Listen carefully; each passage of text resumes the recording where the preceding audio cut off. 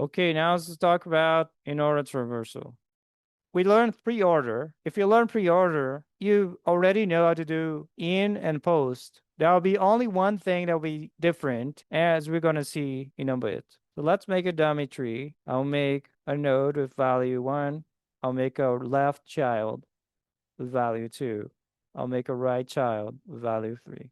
Then I'm going down to node with the value 2, make a left child with value 4. I'll make a right child with value 5. Now, what we're going to do here is, whereas pre-order, we first look at the current node and then process it, for example, print its value. Inorder is going to be first looking at, instead of looking right away at the node that is present, we're going to first look at the left child. Then after looking at the left child is when we look at the current node. And then after that, we're going to look at the right. Let's get started here. If I make a function called traverse with some node or current node or whatever you want to call it, you're going to look at processing the current node only after you traverse its left child. And then after you process is when you traverse the right child. So the only thing different here from pre-order is the order of the statements. What I did for Inorder is I moved the processing to after the first traverse instead of doing it before. If you recall from the previous one, pre-order, I did the process here before traverse left.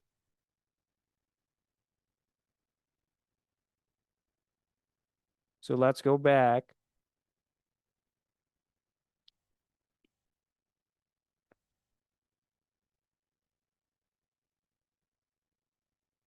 So we're going to have to deal with the base case. So if the current is null, we are done. We don't have to do anything. We just return. We don't have to do the traverse process traverse. That's the base case. Otherwise, how are we going to end this? We have no way.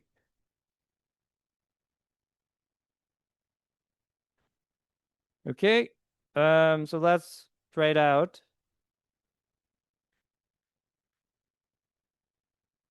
If I start off with traverse call to the root, remember the root is the very first node at the top.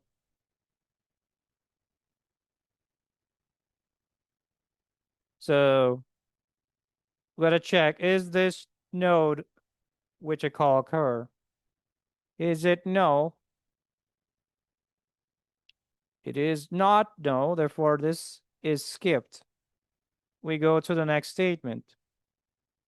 Then we're going to do traverse of the left child, if there is a left, right? You got to make sure there if left, if L, I'm going to make it short, and if right for the other one. Oops. Remove it. If right to the other one.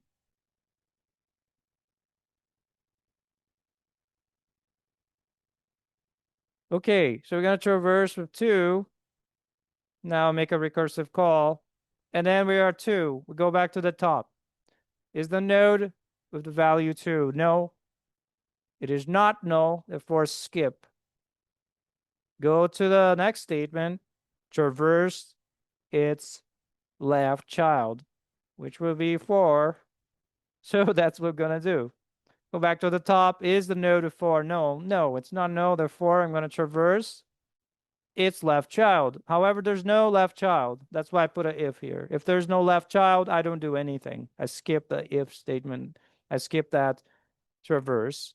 After that, we're going to process the current, which means in this case, we're just going to print. So we're going to print 4. After that, we're going to traverse its right child. There's no right child for the node with value 4. Therefore, do nothing. We're done with that recursive call. We go back to the node 2, and now we can finally process it, which is the next line. And that would be 2. And then finally, we can traverse its right child. And then because we're doing in order, we first have to look at the left in order to look at itself. So there's nothing in the left. We skip that. That can finally process itself. It's 5. We look at the right. There's nothing on the right. Skip that. Now we're done with this recursive call. Go back to the 1. For 2, we are done with the current, traverse the current right. Then we go back to the node 1. Finally, we can print 1 because that's the second line. Remember, we're still in the traverse left for the node of value 1. That's why we're still there in the recursive call stack. Now we're here, right? We're going to process and we print 1. Finally, we're going to do the right hand child, which is 3. Then we have to first do what? We do the check, and then after that, check the left. Is there left? If so, traverse. There isn't any, so I skip. Finally, we do the process, print the 3. Then after that, we're going to do the right child. If there is a right child for the node 3, there isn't any. So we finish that, finish the recursive call, go back to the node 1. We don't have anything else left to do, and we finish it. Then we get 4, 2, 5, 1, 3 for Inorder Traversal. And you can compare that with the pre, which is quite different. For the pre, we did 1, 2, 4, 5, 3. Now we're doing 4, 2, 5, 1, 3. So the way you can visualize this, like I said before, you can kind of imagine there is some sort of line curve here starting on the left-hand side. And for the in order, what you're going to do is you're going to print or process the node. If this curve, it kind of goes below, right under the node. So I'm going to start kind of tracing. So far, nobody is below. So far, the curve is not below any node, right? And finally, I hit this. Hey, I'm below 4. See that? I'm below 4. Therefore, I print 4. And I keep going again around the tree. Oh, I'm below 2. See, I'm below 2. Print 2. Keep going, keep going, keep going. I'm below 5. Print 5. Keep going, keep going, keep going. I'm below 1 now. If you look at here, below 1, print. Keep going around. I'm below 3. Print 3, and all the way around, all the way to the back to the root. And that's how you visualize Inorder Traversal. If you like this lecture, consider donating, giving us a tip. Here are my QR codes. Please help us out.